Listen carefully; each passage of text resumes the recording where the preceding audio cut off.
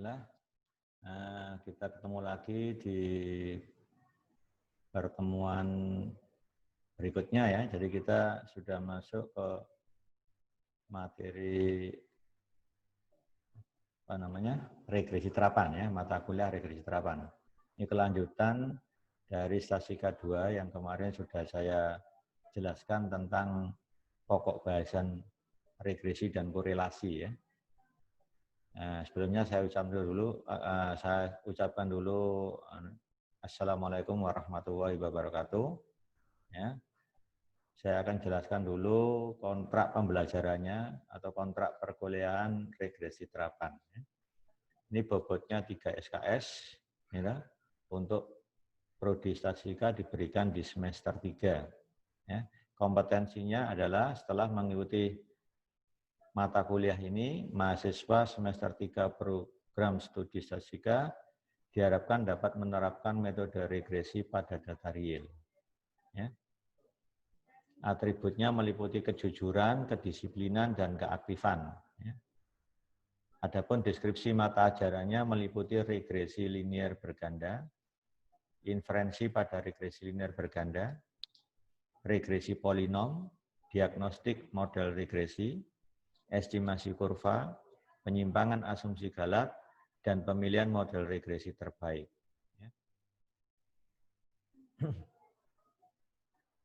Nah, untuk bahan bacaannya saya menggunakan Draper. Ini yang buku regresi lama tapi masih berguna ini ya. Gitu ya. Kemudian Netter dan Weisman, kemudian Kartner ya, Applied Linear Statistical Model. Weisberg, Applied Linear Regression, panduan SPSS, ini juga saya perlukan ya. Di samping Minitab juga ya. Kemudian ada buku ajar regresi terapan. Ini terpaksa tidak saya berikan karena ini dipakai di kuliah offline. Jadi kalau kita kuliah di kelas ini mahasiswa harus punya pegangan ini. Ya. Nanti kalau kita kembali offline lagi, ya boleh nanti kalau Anda memesan bukunya bisa langsung ke saya. Karena ini topik regresi ini sangat penting dan banyak dipakai untuk skripsi nanti ya. Jadi hampir semua topik regresi, topik skripsi kita ini banyak mengarah ke regresi ya. Hampir 80% ke regresi. Ya. Yang pengembangannya di regresi memang cukup banyak ya.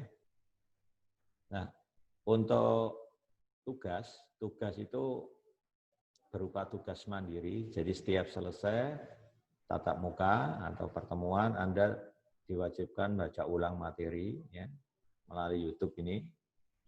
Kemudian diulang-ulang biar tambah hafal ya. Nah, tujuannya agar nanti siap kalau ada pertanyaan bisa menjawab dengan benar ya. Bisa menjawab tugas dengan benar. Ya.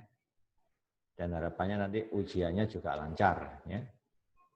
Pokoknya tugas harus dikerjakan ya. Itu penting itu. Nah, bagaimana bentuk tugasnya? Bentuk tugasnya setiap akhir pokok bahasan akan diberikan tugas. Dan tugas ini bisa diupload di aula, nanti dikirim langsung ke aula. Waktu pengerjaan saya beri toleransi sampai 5 hari. Ya. Ini kalau dikerjakan nggak sampai 5 hari, mungkin dalam hitungan menit saja, ya maksimum 1 jam lah katakan. Ya, karena dikerjakan dengan komputer masalahnya. Ya. Yang penting datanya sudah punya, gampang sudah, tinggal ngolah ya. Ya, tugasnya ditulis dalam bentuk Word dokumen, diketik di kertas A4, hurufnya Times New Roman, ukurannya 12, spasinya 1,5.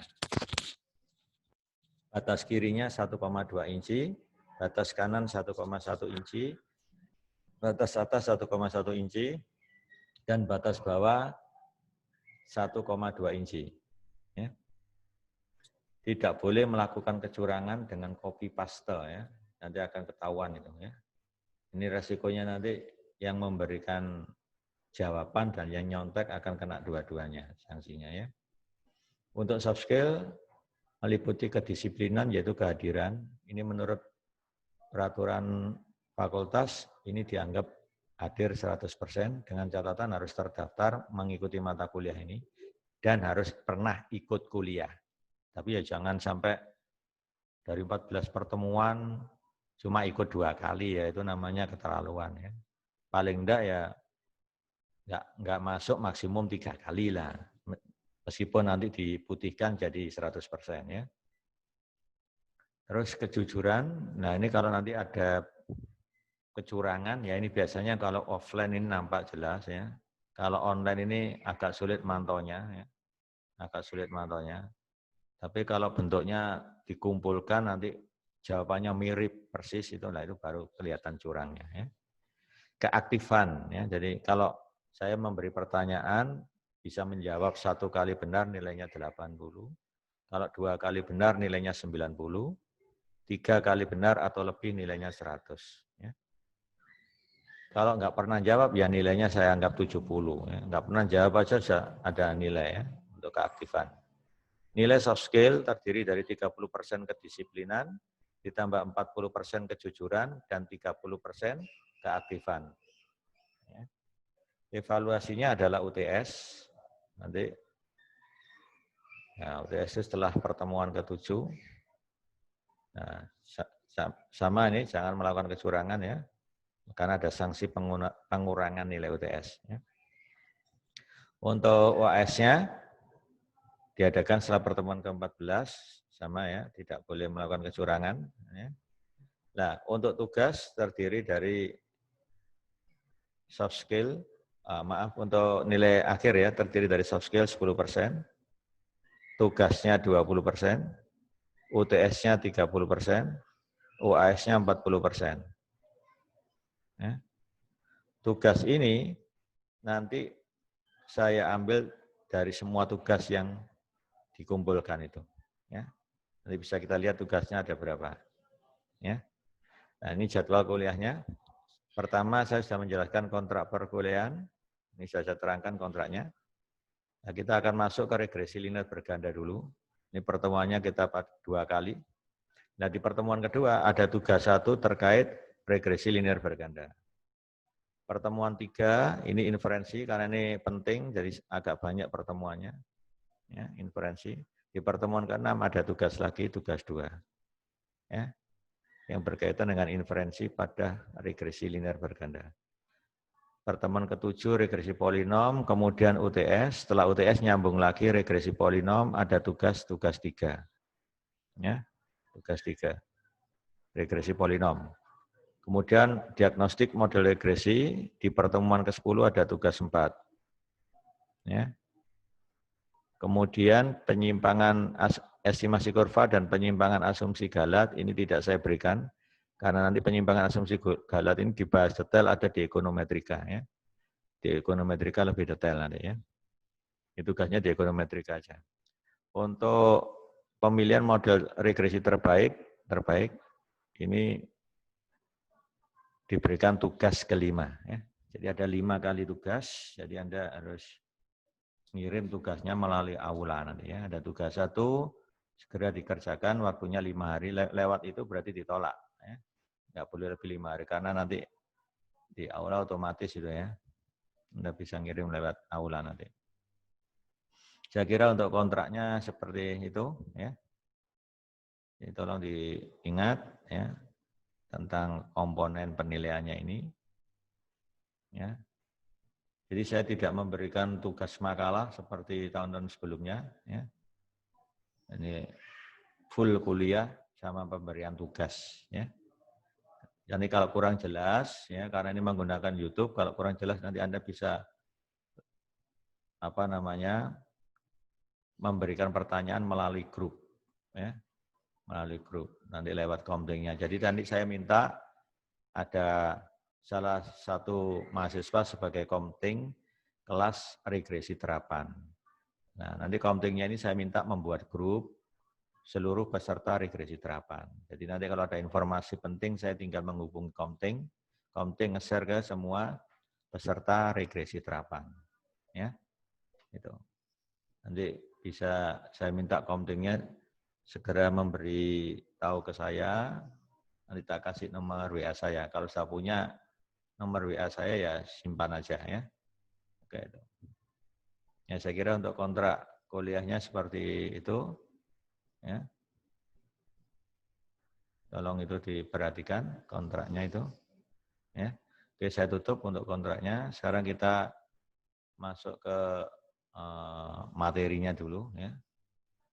Ingat ya, konsep regresi ini penting. Jadi nanti paling enggak Anda nanti akan banyak bekerja dengan matriks. Ya. Jadi pengetahuan tentang matriks ini penting karena hampir semua model statistik itu menggunakan cara matriks. Ya. Nah, oke, untuk pertama kita mengenal dulu model regresi linear berganda. Disebut model regresi linear berganda karena variabel prediktornya lebih dari satu. Nah, di sini variabel responnya hanya satu, ya, satu. Jadi yang dimaksud berganda itu adalah prediktor, sedangkan responnya satu. Nanti kalau responnya lebih dari satu namanya regresi linear multivariat. Nah, ada yang sudah ngambil skripsi, kemarin sudah lulus ya, mengambil regresi linear multivariat. Ya. Ya, silakan nanti kalau ke Wahyu Pramudia ya, baru lulus ya. Topiknya regresi linear multivariat. Jadi responnya lebih dari satu. Kita masuk dulu ke dasarnya regresi itu ini. Regresi linear berganda. Kalau saya menulis modelnya YI sama dengan beta 0 plus beta 1 XI1 plus beta 2 XI2 plus dan seterusnya beta P-1 XI P-1 plus error atau epsilon ke I. Di mana I itu adalah indeks pengamatan berjalan dari 1 sampai N. Jadi kalau I-nya 1 berarti kita masuk pengamatan pertama. Modelnya jadi Y1 sama dengan beta 0 plus beta 1 X11 plus beta 2 X12 sampai dengan beta P-1 X1 P-1 plus epsilon 1. Kalau I-nya 2 berarti masuk pengamatan kedua, kita dapat lagi persamaan. Sampai I-nya sebanyak N berarti kita punya N persamaan. Nah, kalau digambarkan seperti itu. Dengan N persamaan, gitu, variabel prediktornya di sini sebanyak berapa? Variabel prediktor. Variabel prediktor ditandai dengan indeksnya X. Indeks yang bergerak itu adalah ini. 1, 2, dan seterusnya sampai P-1. Berarti di model regresi linear berganda ini, variabel prediktornya sebanyak P-1. Karena jalannya indeks dari 1, 2, sampai P-1. Jadi ada P-1 variabel prediktor, sedangkan parameternya sebanyak P. Kenapa? Karena mulai dari beta 1 sampai beta P-1 itu kan sebanyak P-1. Ketambahan satu lagi yaitu beta 0, P-1 ditambah 1 kan jadi P. Ya, jadi ingat, di model regresi linear berganda ini, banyaknya variabel prediktor adalah P-1, banyaknya parameter adalah P. Sedangkan variabel responnya tunggal. Ya, gitu ya. Perhatikan ini. Kalau ini saya jabarkan, nanti kita akan dapat persamaan sebanyak N yang membentuk sistem persamaan. Tujuan kita adalah mencari estimasi beta 0, beta 1 sampai dengan beta P-1. Ya. Itu nanti dengan metode kuadrat terkecil atau metode least square. Ya. Nah, ini penjelasan tentang variabel YI itu adalah variabel respon pada pengamatan ke I. Ya. Kalau XI1, XI2 sampai XI P-1 ini namanya variabel prediktor pada pengamatan ke I. Kalau dilihat dari YI sama X-nya ini, berarti kita punya data berpasangan. Ada XI1, XI2 sampai XI P-1, pasangannya adalah YI. Ya, misalkan di ilmu biologi ya, YI itu adalah pertumbuhan tanaman kedelai misalnya. Dipengaruhi oleh apa? Pemberian pupuk X1. Gitu. Terus tingkat kegemburan tanah X2. Temperatur udara di sekitar X3 misalkan ada gitu. Jadi kita punya data X1, X2, X3 serta Y. Jadi berpasangan ya. Diamati berapa kali? Misalkan sebanyak 15 kali. Gambarannya seperti itulah struktur datanya. Beta ini adalah parameter regresi. Beta 0 dinamakan intercept. Beta 1 dinamakan slope untuk variabel X1. Beta 2 slope untuk variabel X2 dan seterusnya. Epsilon I itu adalah galat atau residual pada pengamatan ke I. Ya, itu model regresi linear berganda. Nah, asumsi yang berlaku di model regresi linear berganda itu adalah pertama galat tadi. Galat epsilon I ini distribusinya normal. Nah, ini yang paling gampang karena terkait inferensi nanti ya. Diasumsikan normal dulu, rata-ratanya harus 0. Ya, rata-rata 0 dan variansinya sigma kuadrat. Jadi variansi dari galat itu adalah tetap sigma kuadrat. Ya, kalau ditulis dengan lambang adalah seperti ini. Epsilon I berdistribusi normal 0, sigma kuadrat. 0 itu rata-ratanya, sigma kuadrat itu variansinya. Kadang-kadang pakai simpangan baku berarti sigma, gitu ya. Nah, ini penting ya. Nah, kasus seperti ini di dalam regresi dinamakan homoskedastisitas. Kenapa? Karena variansi galatnya konstan, yaitu sebesar sigma kuadrat. Kalau tidak konstan, nulisnya dikasih indeks I di sini. Jadi sigma I kuadrat, itu baru tidak konstan. Ya, ini namanya asumsi baku ya, yang harus dipenuhi. Terus variabel prediktor X itu diasumsikan tetap. Dianggap tetap. Kovarian antara epsilon I dengan epsilon J itu 0. Untuk I tidak sama dengan J. Artinya apa? Tidak ada ketergantungan antara epsilon ke I dengan epsilon ke J. Jadi epsilon atau galat ke I dengan galat ke J ini enggak ada ketergantungan. Artinya saling bebas. Nah, itu asumsi yang dibangun di regresi linear berganda ini. Demikian juga kovarian antara galat dengan X dianggap 0. Kovarian antara galat dengan X dianggap 0. Jadi independen juga. Ya. Nah ini asumsi. Asumsinya ini ada 4 yang mendasar.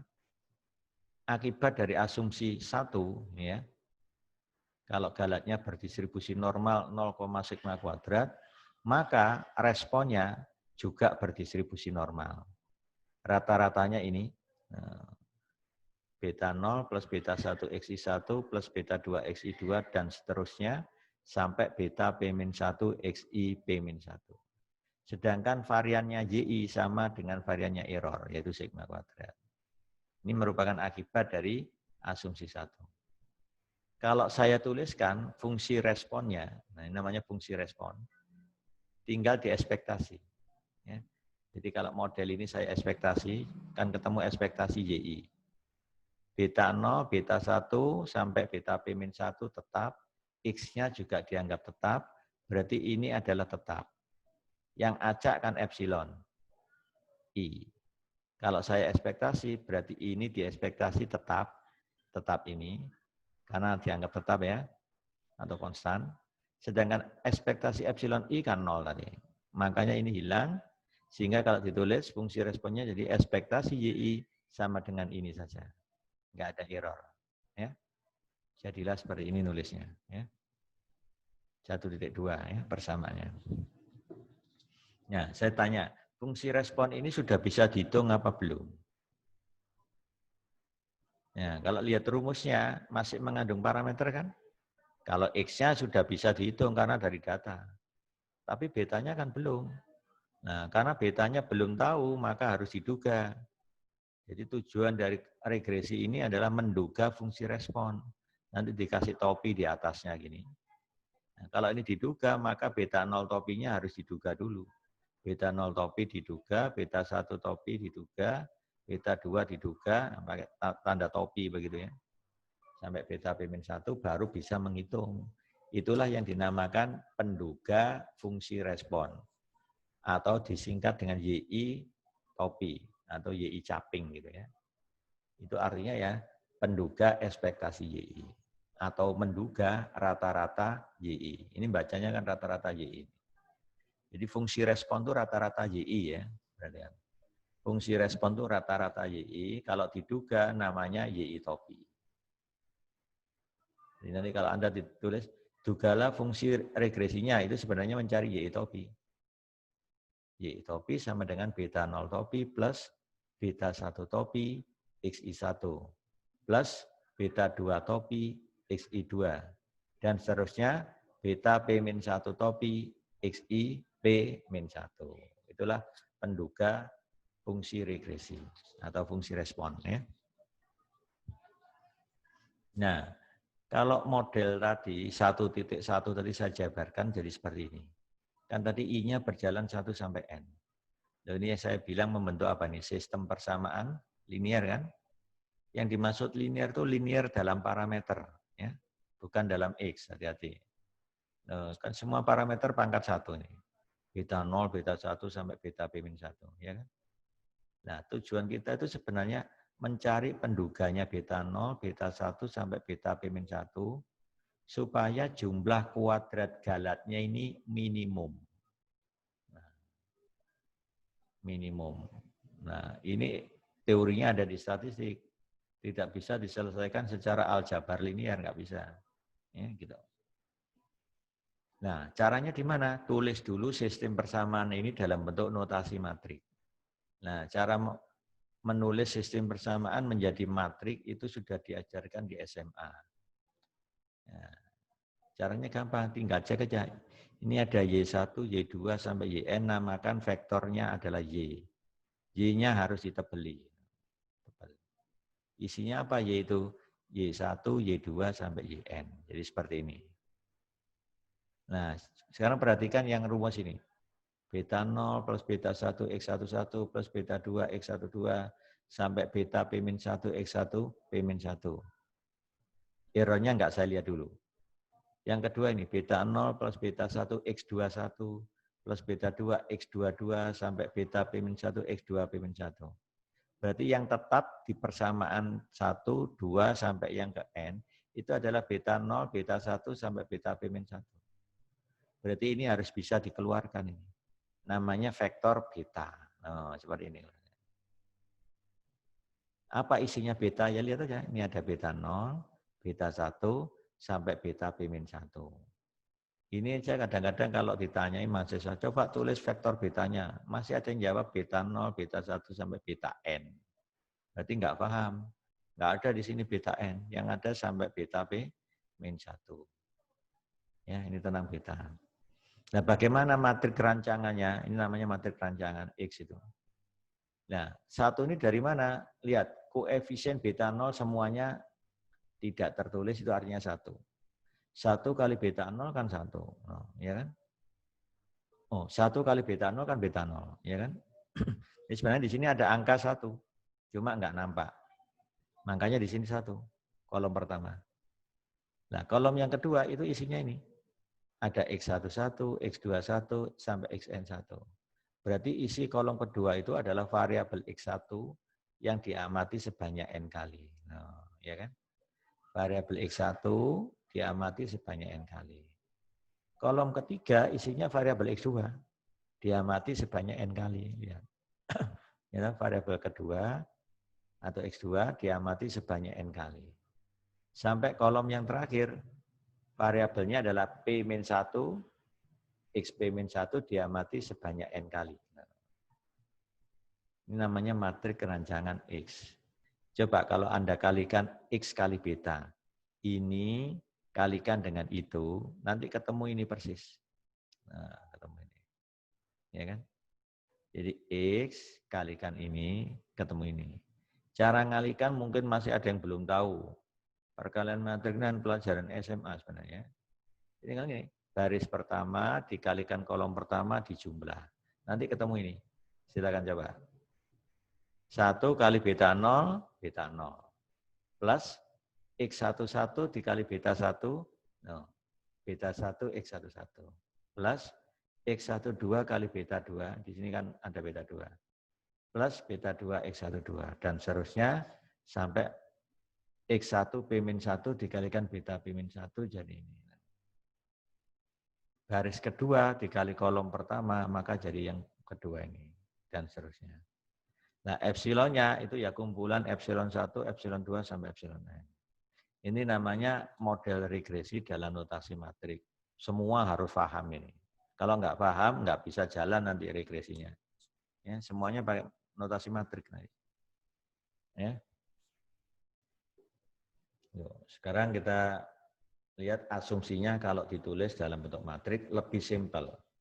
Cukup menulisnya epsilon tebal, berarti ini vektor yang berisi epsilon 1, epsilon 2, sampai epsilon n. Berdistribusi normal, multivariat, min-nya adalah 0. Nolnya di sini adalah 0 tebal. Ya, jadi isinya 0, 0, sampai pengamatan ke n juga 0. Jadi kalau saya menulis vektor galat, epsilon, berdistribusi normal, multivariat, nolnya tebal, itu artinya ekspektasinya epsilon 1, 0. Ekspektasi epsilon 2 juga 0. Ekspektasi epsilon n juga 0. Itu makna yang tersirat di dalam sini. Nah, bagaimana sekarang untuk epsilon, variannya sigma kuadrat kali matrik identitas I. Nah, coba Anda lihat. Sigma kuadrat dikali I itu kalau dijabarkan adalah apa? Sigma kuadrat kali I. Oke, saya jabarkan di sini aja. Sigma kuadrat kali I. Ya. Supaya tahu maksud dari sigma kuadrat kali I. Ya.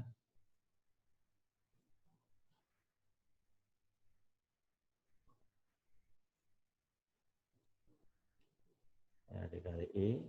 I-nya ini saya tebeli karena matrik identitas. Itu sama dengan sigma kuadrat dikalikan matrik identitas. Nah, jadi langsung saya buat matriknya aja. Nah, saya ambil contoh matriknya ukurannya 3 kali 3 aja.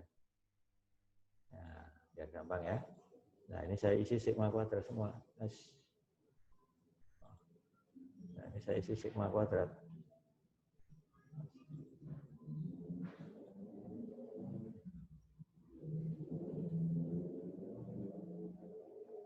Nah, ini artinya ya. Ini supaya paham. Nah, yang lain kan 0, karena isinya matrik identitas tuh diagonal utamanya 1, elemen di luar diagonal utama 0. Ya kan? Yang lain 0. Nah, ini yang harus dipahami dulu. Nah, dan dia pasti simetri. Ya. Maaf. Nah, jadi seperti ini. Ini adalah gambaran sigma kuadrat I. Nah, elemen yang ini menyatakan variannya epsilon 1. Ini variannya epsilon 2, ini variannya epsilon 3.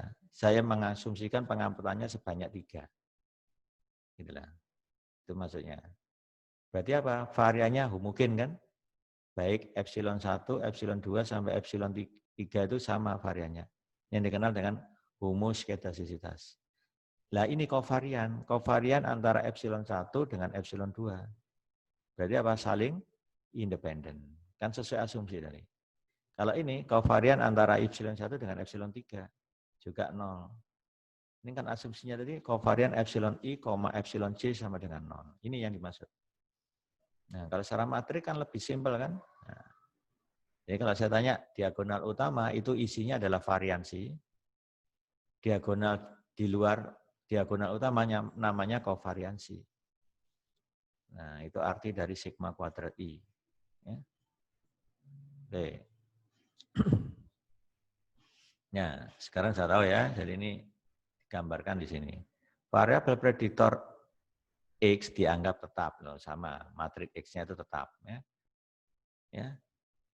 Akibat asumsi 1, maka vektor respon, namanya vektor respon, Y, tebal kan nulisnya, berdistribusi normal, multivariat, min-nya adalah X beta. Jadi ekspektasi Y tadi kan X beta. Variannya Y sama dengan variannya epsilon, yaitu sigma kuadrat I. Ya kan? Sehingga kalau saya tulis ekspektasi Y sama dengan X beta jadi ini. Lebih simpel kan? Nah, sekarang kita lihat Y-nya berbentuk vektor yang berisi Y1, Y2 sampai Yn. Berarti kalau ekspektasi dari vektor hasilnya tetap vektor. Bagaimana bentuk dari ekspektasi Y? Ekspektasi Y itu isinya ya ekspektasi Y1, ekspektasi Y2 sampai ekspektasi Yn. Jadi bentuknya ini vektor. X-nya matrik, ukurannya berapa tadi? Nah, siapa yang tahu ukuran matrik X? Nanti ada yang terlupakan. Coba saya masuk sini. Nah, ini. Ukuran matrik X berapa ini? Caranya ngecek gampang. Ini indeks yang berubah di sini adalah 1, 2, sampai N. Pasti N baris. Ada N baris. Karena pengamatannya sebanyak N. Kolomnya sebanyak ini. 1, 2, sampai P-1 kan? Ketambahan satu kolom lagi, maka kolomnya sebanyak P. Ya, mulai dari sini sampai ini itu sebanyak P-1, ketambahan satu kolom lagi jadi P. Kalau begitu ukuran dari matrik X adalah N kali P. Perhatikan ya, N kali P. Jadi ini matriknya ukurannya N kali P, sedangkan beta vektor dimensinya P kali 1. Nah, lihat ini. Vektor dimensinya P kali 1. Yang ke bawah sebanyak P kan? Karena mulainya dari 0. Nah, kolomnya 1. Nah, jadi kan P kali 1. Sehingga kalau kita kalikan, N kali P dikalikan P kali 1 jadi N kali 1. Loh, kan cocok dengan dimensinya ini. Nah, jadi ini vektor N kali 1, ini juga vektor N kali 1. Gitu ya. Ya, itu cara menulisnya. Ya, kalau saya tanya dari sini ya, apa ekspektasi Y1? Ya nanti X-nya itu diambil baris pertama. Nah, baris pertama jadi ini. Nah, ini kan baris pertama dari matrik X. Ya kan? Nah, beri nama aja X tebal 1, X tebal 2, X tebal N. Nah, gitu ya. Jadi X tebal 1 itu ya ini isinya. Dikalikan beta. Itu namanya ekspektasi Y1. Kalau ekspektasi Y2 berarti ini. X tebal 2 dikalikan beta. Ekspektasi YN berarti yang terakhir ini. Ini dikali ini. Ya, namanya ekspektasi Y2, ekspektasi YN ya. Itu sama dengan XN tebal ya, nulisnya. Karena vektor baris dikalikan dengan beta. Gitu ya. Nah, begitulah maksudnya. Nah, itu kalau saya jabarkan menjadi 1.5. Yang saya omongkan tadi itu ada di 1.5 ini. Ini vektor, ini elemen dari vektor ini. Ya.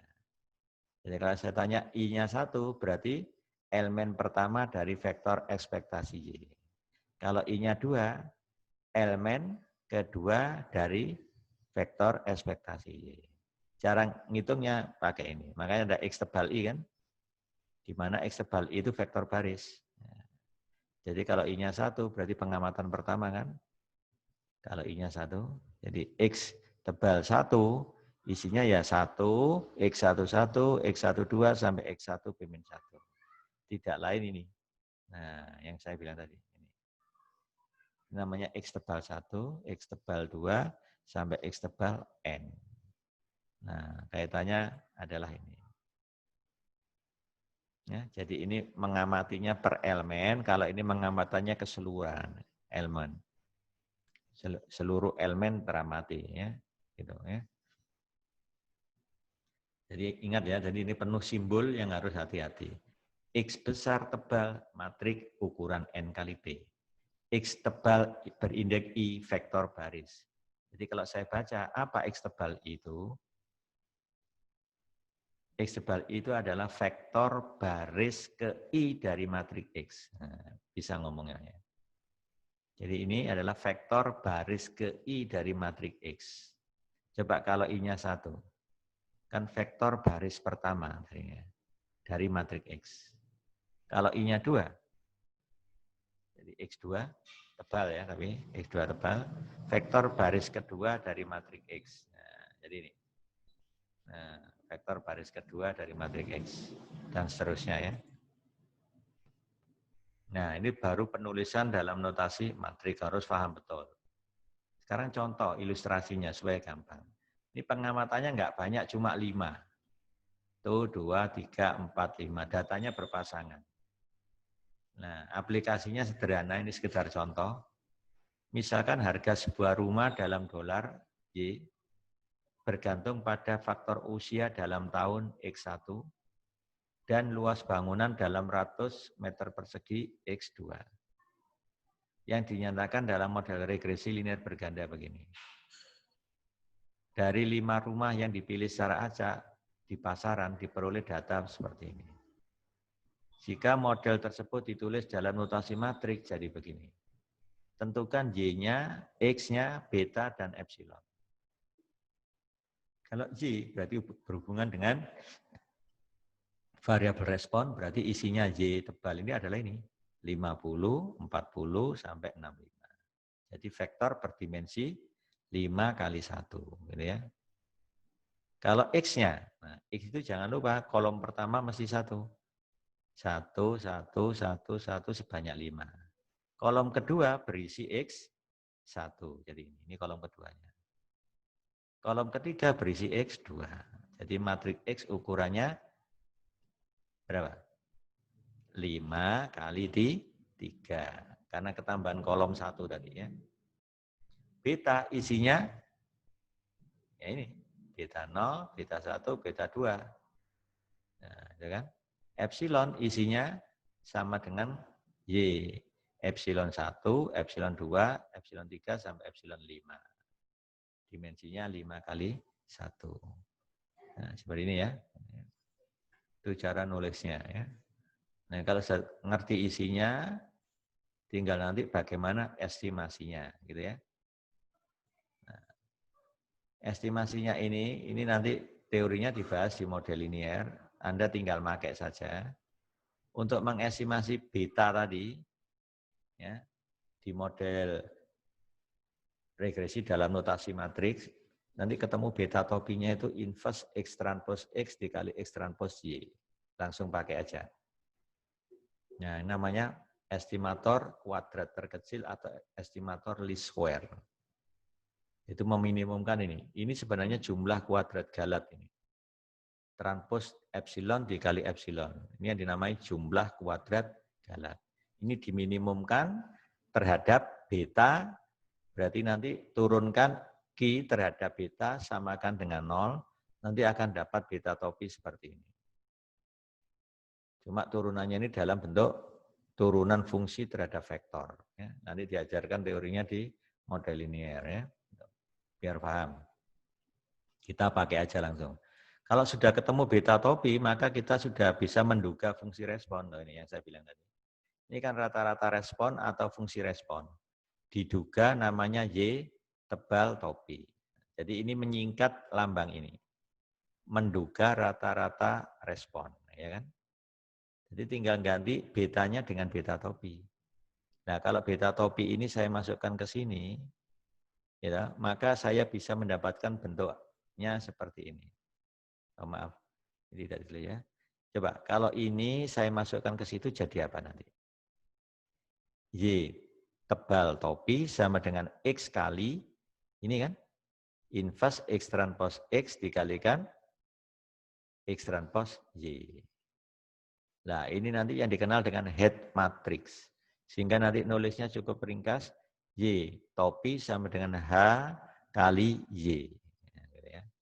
Ini kalau saya tuliskan di sini ilustrasinya. Ini ya, pakai ini. Y, cuma Y-nya tebal karena vektor ya. Nah, gitu. Topi berarti ini diduga. Nah, sama dengan apa? Kalau dimasukkan X dikali ya, X transpose X di inverse yang beta topi tadi. Nah, di inverse ini.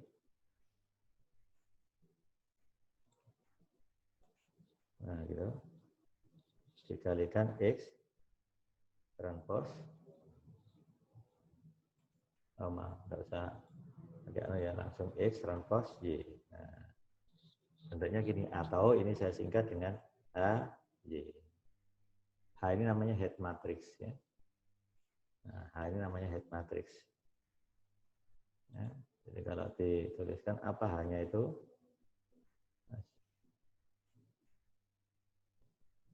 H-nya itu adalah head matrix isinya ini. Punya sifat yang unik ini ya, matriks H ini. Nah, namanya head matrix ya, head matrix. Nah, nanti kalau Anda belajar regresi non parametrik akan ketemu dengan head matrix juga, cuma isinya beda. Isinya beda. Bentuknya ya seperti ini head matrix ya. Isinya cuma beda. Nah, jadi semua model itu bisa tulis menjadi Y sama dengan X beta. Ya, model linear itu ya namanya ya. Makanya penting belajar model linear itu. Nah, ini yang disebut dengan head matrix sehingga menulis penduga fungsi respon cukup H kali Y. Tapi harus hafal hanya adalah ini. Ini simetri nih. Kalau Anda transpose, maka ini nanti ditranspose tetap H lagi. Ini pindah ke depan ditranspose, itu kan jadi X.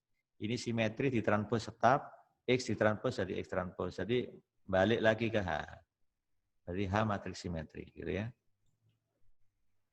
Nah, itu sebagai gambaran menuliskan penduga fungsi respon pakai head matrix, gitu ya. Nah, kalau ini bentuknya vektor, kalau diambil elemennya jadi begini nulisnya. YI topi, ini berarti respon pengamatan ke I. Penduganya adalah YI topi. Nah, nanti X-nya jadi XI nanti, kali beta topi. Nah, kalau beta topinya Anda ganti dengan inverse X transpose X kali X transpose Y, maka bentuknya bisa ditulis YI topi sama dengan XI, bentuknya vektor baris ya, dikalikan inverse X transpose X kali X transpose Y. Jadi begitu nanti. Nah, contoh satu tadi, saya ingin menduga ini. Nah, masukkan rumus penduga betanya. Jadi X transpose X itu dihitung dulu. Ini saya ngitungnya pakai komputer. Ya. Karena kalau saya ngitung dari sini, kelamaan nanti. Ya. Pakai komputer aja, nanti ketemu X transpose X di inverse langsung hasilnya ini. Nah, inverse matrik ukuran 3x3 ya. Ini pelajaran SMA ada ini 3x3. Ya, gitu ya. Ya, ini serahkan ke komputer aja ya. Jadi langsung hasilnya ini X transpose kali Y. Berarti apa? X-nya ini saya transpose. Nah, jadi baris pertama jadi kolom pertama, baris kedua jadi kolom kedua, sampai baris kelima jadi kolom kelima, kalikan dengan Y. Nah, Y-nya ini. Nah, ini nanti Anda harus ambil kertas buram, X transpose Y, hitung sendiri ya. Nanti hasilnya, kalau dicek, hasilnya adalah seperti ini. Nah, hasilnya seperti ini. 254, 2280, 483. Ini hasil dari X transpose Y. Baru kalikan baris kali kolom dijumlah. Jadi ini kali itu, ditambah ini kali itu, ditambah ini kali itu, nanti ketemu sekian. Ya, ini namanya beta 0 topi. Nah, karena isinya beta topi itu beta 0 topi, beta 1 topi, beta 2 topi. Sesuai di sini. Nah, ini yang beta 1 topi, penduga dari beta 1, ini penduga dari beta 2. Sehingga modelnya YI topi sama dengan ini, min ini kalikan X, I1, plus ini kalikan XI2. Ini namanya penduga fungsi respon. Atau estimasi modelnya ya. Nah, itulah gambarannya ya. Kemudian ada hubungan yang penting ya, bahwa JKT itu berhubungan dengan JKR sama JKG. Ya. Dan hubungannya bisa dituliskan seperti ini. Jumlah kuadrat total itu sama dengan jumlah kuadrat regresi ditambah jumlah kuadrat galat. Ya. Nah, kalau ditulis dengan notasi sigma, jumlah kuadrat total ini itu sama dengan sigma YI min Y bar kuadrat. Nah, itu sama dengan ini. Notasi matriknya. Jumlah kuadrat regresi sigma YI topi min Y bar kuadrat kan. Tinggal diruntut aja. Tadi ini pakai Y, sekarang pakai Y dugaan. Nah, kan sama berarti strukturnya. Nah, kalau Y bar tebal ini adalah vektor rata-rata. Jadi isinya Y bar, tapi Y barnya tipis. Ya. Kalau Anda punya vektor Y, isinya kan Y1 sampai Yn. Kalau di rata-rata kan namanya Y-bar. Y-bar itu seper N sigma YI. Ya, jadi nanti Y-bar tebal itu isinya ya Y-bar tipis sebanyak N. Jadi ini vektor ini. Vektor dimensinya N kali 1, kalau ditranspos jadi 1 kali N. 1 kali N dikalikan N kali 1 jadi 1 kali 1. Skalar kan bentuknya. Ini juga skalar. Ya, ini notasi sigmanya adalah sigma YI topi min Y-bar kuadrat. Ini juga sama, sigma YI min YI topi kuadrat. Hubungannya seperti ini. Nah, dari hubungan ini didefinisikan koefisien determinasi. Lambangnya adalah R besar kuadrat. Nah, ini definisi koefisien determinasi. Perbandingan jumlah kuadrat regresi, yaitu ini, dengan jumlah kuadrat total. Nah, berarti apa yang berbeda? Min Y-bar, sama kan persis min Y-bar. Kalau di regresi pakai Y dugaan, kalau di total pakai Y. Berarti sebenarnya membandingkan antara Y dugaan dengan Y. Itu koefisien determinasi. Kalau koefisien determinasinya bernilai 1, itu berarti JKR-nya persis sama dengan JKT. Ya kan? Kapan itu? Kalau Y dugaannya sama persis dengan Y. Berarti modelnya sangat sempurna. Cuma nggak pernah kita dapat data R kuadratnya 100%. Nah, itu agak aneh. Ada sesuatu yang aneh. Data itu mesti ada yang meleset. Nggak mungkin persis ya. Terletak pada garis regresi itu jarang. 99,9 itu ya masih boleh lah, tapi nggak sampai 100%. Gitu ya. Yang matching dikit sekali. Ya. Nah, sebenarnya itu koefisien determinasi. Bisa juga ditulis dalam bentuk JKG. 1 min JKG dibagi JKT. Nah, caranya ya JKR-nya diambil dari ini. JKR itu kan JKT dikurangi JKG. Kalau ini saya ganti JKT dikurangi JKG dibagi JKT kan jadi ini. Coba logikanya kalau pakai ini. R kuadrat akan bernilai 1 kalau JKG-nya 0 kan.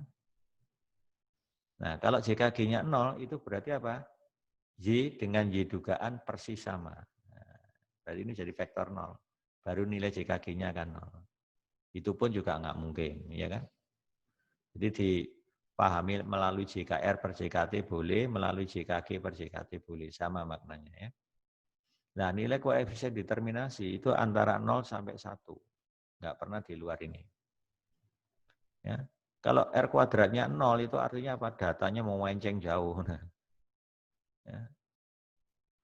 0 persis pun saya juga nggak pernah jumpai. Kalau 0,3 masih ada, ya 0,2 berapa. Ya. Cuma kalau R kuadratnya mendekati 0, itu berarti apa? Modelnya jelek sekali. Sama sekali X itu nggak menggambarkan pengaruhnya terhadap Y. Nggak menggambarkan itu. Ya. Nah itu ya, arti koefisien determinasi. Kegunaannya apa? Untuk mengukur keragaman Y. Y variabel respon yang dapat dijelaskan oleh X. Itu namanya koefisien determinasi. Ya. Nah itu ya. Nah, ada koefisien determinasi adjusted yang disesuaikan atau terkoreksi. Rumusnya mirip, tinggal bagi derajat bebas masing-masing. Jadi 1 min JKG per derajat bebasnya akan N min P. P di sini banyaknya parameter dalam model regresi linear berganda tadi. Dibagi JKT derajat bebasnya kan N min 1. Nah ini namanya R kuadrat adjusted. Di software-software statistik semuanya muncul ini. Baik R kuadrat maupun R kuadrat terkoreksi muncul. Ya. Nah, ya. Nah, ada istilah koefisien korelasi ganda, itu sebenarnya R besar. Berarti apa? Akar dari R besar kuadrat. Ya, jadi kalau ditanya koefisien korelasi gandanya berapa? Ya hitung dulu koefisien determinasinya ini. Setelah itu diakarkan. Itu aja. Ya, definisi ya. Nah, berikutnya ini model regresi linear berganda baku. Tujuannya dibakukan ini untuk mengecilkan skala X. Mungkin saat X itu datanya jutaan. Ya. Itu nanti kalau sudah dibakukan jadi mengecil. Coba kalau Anda punya data jutaan gitu ya. Gampang untuk membakukan. Langsung tekan center kalau di Minitab. Center data tadi simpan di tempat lain. Maka tempat lain itu akan menyimpan transformasinya. Data asal yang sudah di center. Artinya di center itu dikurangi rata-rata dibagi simpangan baku. Otomatis mengecil. Ya, maksudnya gini, kalau saya pakai peragaan aja ya, peragaan coba yang mudah dipahami. Saya bangkitkan aja. Random sebanyak 40 ya, saya taruh aja di C8. Nah, C8 saya bangkitkan dari distribusi normal aja. Rata-ratanya katakan berapa ya? 1 juta. Itu 23, ya 1 juta nih ya. Itu 23, 4, 5, 6 ya. Simpangan bakunya misalkan aja 10. Oh, datanya ini kan jutaan. Ini kalau sudah saya transformasi, ya, saya pakai center, center,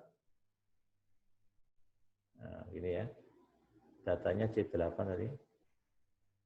Nah, saya taruh di C9. Titik ya. Argumennya ini nggak mau ya. Center ya. Nggak mau ya. Argumen konstan atau metrik, tetapi kolomnya tidak SPG, tidak diharapkan. Nggak mau ya. Coba sih. Pakai calc aja kalau nggak mau ya. Calc, standardized. Ya, masukkan inputnya itu adalah C8, taruh hasilnya di C9. Ini namanya di center.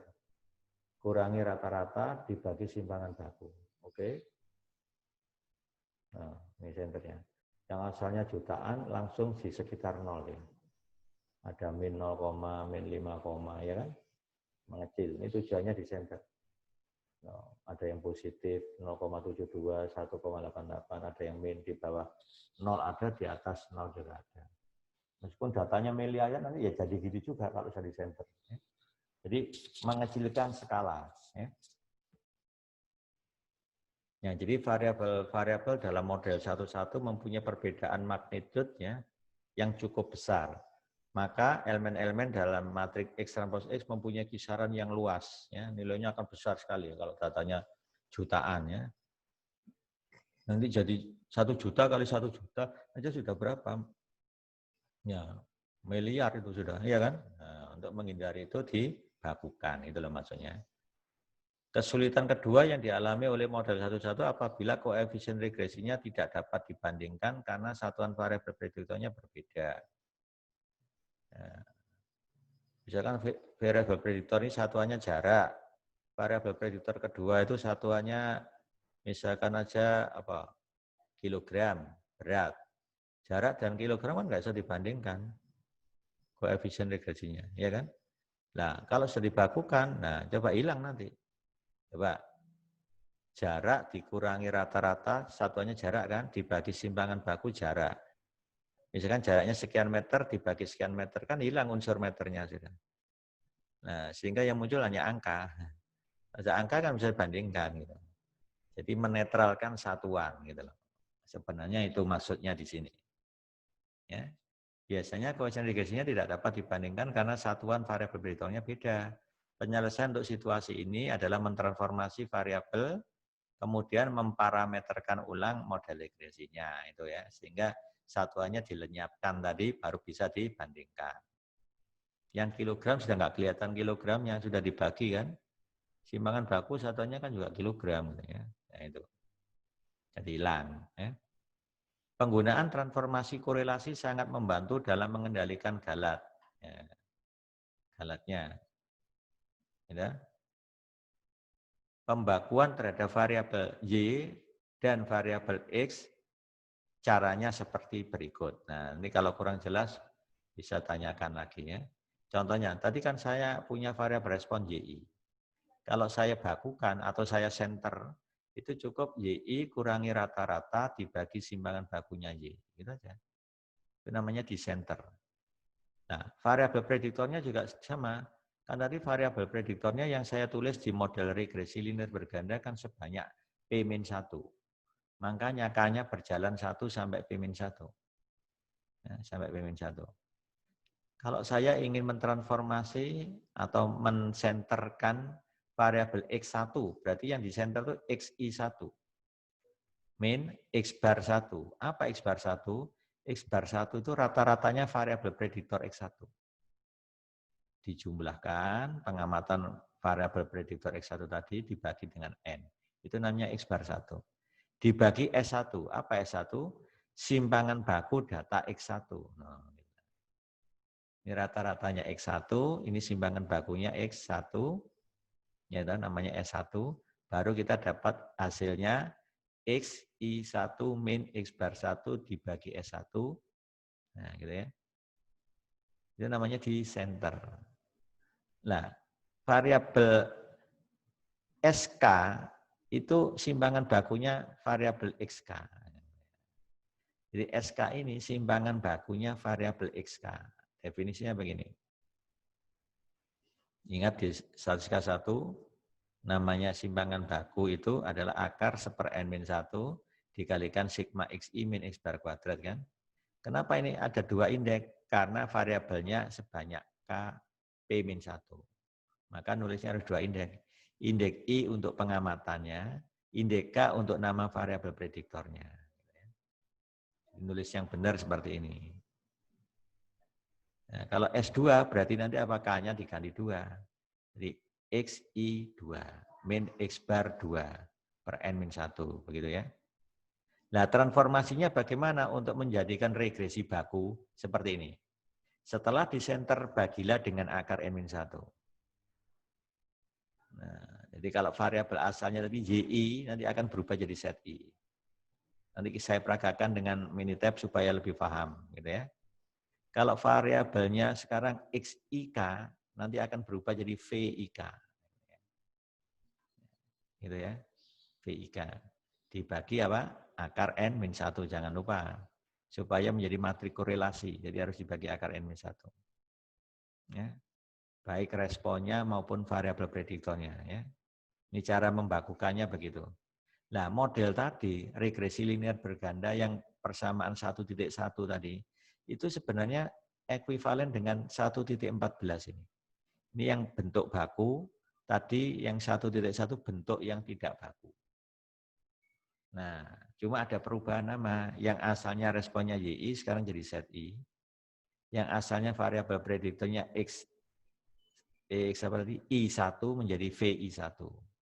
Yang XI2 menjadi VI2. XIP-1 menjadi VIP-1. Begitu ya. Tidak ada intercept. Hati-hati, nggak ada intercept. Kalau tadi ada interceptnya, ya, tadi ada interceptnya. Ya, mungkin ini pertemuannya sudah lewat ini ya. Jadi tolong diingatkan untuk pertemuan minggu depan saya melanjutkan ini. Tolong diingatkan di persamaan 1.14 ya. Jadi slide ke-12. Saya nyambung di sini nanti sekaligus soal latihannya biar paham ya. Soal latihannya. Ini masih estimasinya, belum ke inferensi ya. Nah, jadi model yang ditulis di 1.1 itu identik atau ekuivalen dengan ini. Nanti bisa dibuktikan. Ini bisa dibuktikan ya. Oke, saya akhiri sampai di sini. Saya ucapkan Assalamualaikum warahmatullahi wabarakatuh.